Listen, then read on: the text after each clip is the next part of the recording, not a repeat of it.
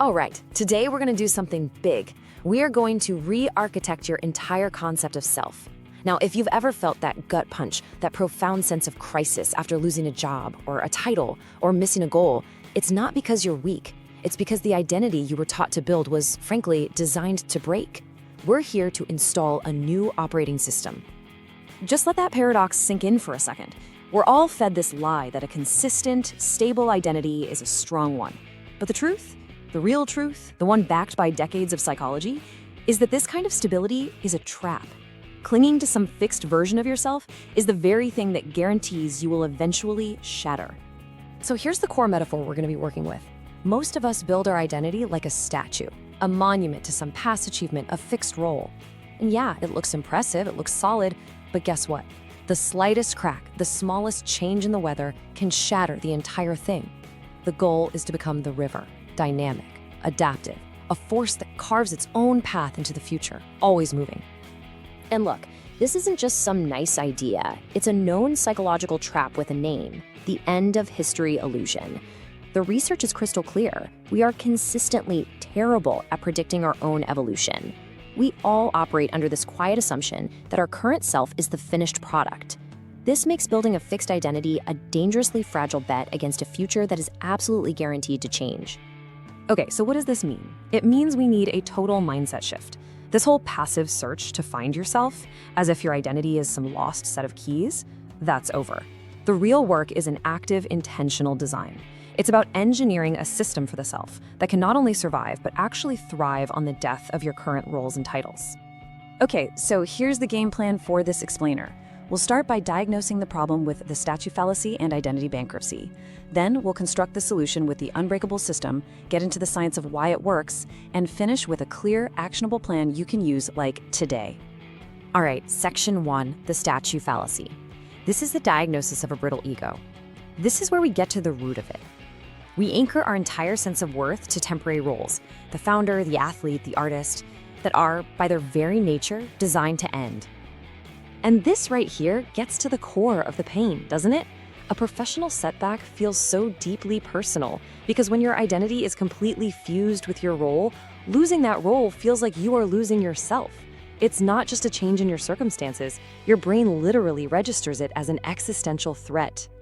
Look, our culture has basically taught us a lie. We're told that consistency is strength, but what we're really praising is rigidity. But true, lifelong strength isn't about holding on tighter. It's about adaptability. By clinging to a fixed identity, you're not protecting it.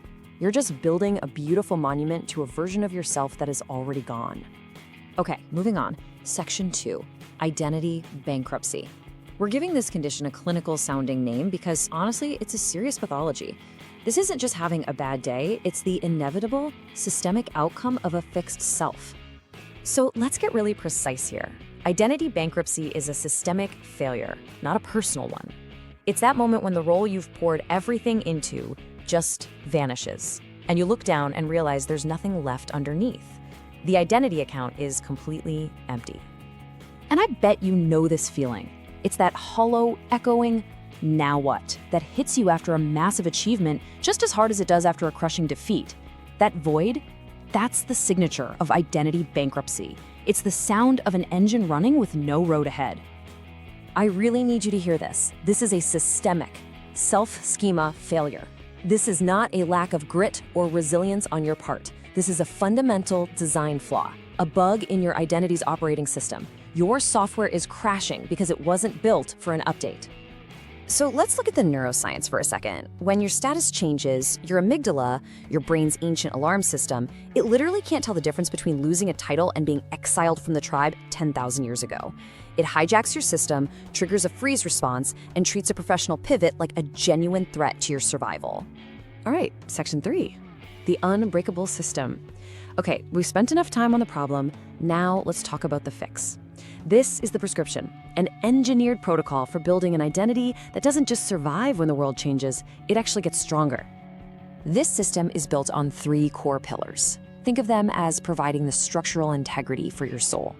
First, we have archetype distillation. Second, the future self bridge. And third, the portfolio of self. Let's break each one down. So, pillar 1, This is the big one, the foundational shift for the whole system, Archetype Distillation. And it's based on a really simple but profound idea. You must identify with verbs, not nouns, with dynamic actions, not static roles. Now this slide really shows you what I mean. I am a writer. It's a noun. It's fragile. What happens when you hit a wall with your book? You get writer's block. Boom, identity crisis. But I am a communicator. Now that's a verb. You can communicate by writing, speaking, making art, even coding. The noun can change, but the verb stays true. You're a builder, not just a CEO. Okay, pillar 2 is the future self bridge. Most of us treat the person we'll be in 20 years like a complete stranger. And because of that, we make dumb short-term decisions that sabotage our future. The goal here is to turn your future self from a stranger into your most trusted advisor. This shifts your decision-making from short-term ego to long-term legacy. And that brings us to pillar 3, the portfolio of self. Look, think about it like investing. You'd never put 100% of your money into one single stock, right? So why on earth do we put 100% of our identity into one single role? This is about creating identity insurance by strategically investing time in skills and passions outside of your main career. And you know, the real beauty of this whole system is that it gets rid of that crushing pressure to reinvent yourself. This isn't some stressful, radical change. It's about natural evolution. It reframes a career pivot not as a failure to be feared, but as simply unfolding the next inevitable chapter of your life story. All right, section 4. Let's get into the science of resilience. Let's peel back the curtain and see why this actually works on a biological level. What's happening inside your brain when you make this shift? So this isn't some self-help fluff. The whole framework is grounded in solid psychological science, specifically something called self-complexity theory. And the research is clear. The more complex and multifaceted your identity is, the more pillars in your portfolio, the more resilient you become. It creates a powerful buffer against the inevitable stress and failure in any one part of your life. In this slide, this is huge. This shows the actual neurological shift you're creating in your own brain. You are literally moving command and control from the amygdala, the home of fear, rigidity, and self-protection, to the prefrontal cortex, which handles planning, adaptation, and seeing yourself across time. You're moving from a state of constant threat defense to one of intentional growth. And get this system has a compounding benefit. It's what neuroscientists call the winner effect. Every time you successfully navigate a pivot using this framework, your brain learns that your core self is safe. It actually rewires itself, making the next change significantly easier. You're not just surviving change anymore, you're mastering it. Okay, enough theory, let's get practical. This is the protocol you can start using right now, today, to build this new identity architecture. It's a simple 3-step identity audit. Step 1, find your invariant verb. Step 2, write the 20-year letter. And step 3, launch an identity side project. These are your action items. This is your homework. Okay, step 1 is absolutely the most crucial. So let's really focus here. I want you to ask yourself this question right now. If I lost my job, my company, my title today, what is the core action, the verb, that would still be true about me? Am I a problem solver, a connector, a creator, an optimizer? That verb, that is your new anchor. All right, the next 2 steps are all about taking action. Write that letter from your future self. What wisdom do they have for you right now? What do they tell you really matters? Then commit 1 hour a week. That's it, just 1 hour, to something completely unrelated to your main career. Learn an instrument, join a sports league, build something with your hands.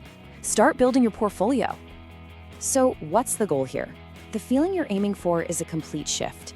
It's moving from that white-knuckled feeling of holding on for dear life to the sense of flowing through challenges, because your core is no longer at stake.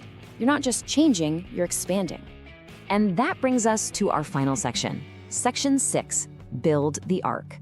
This is your final charge. This is where we put it all together, and you'll begin the real work of becoming the unbreakable self.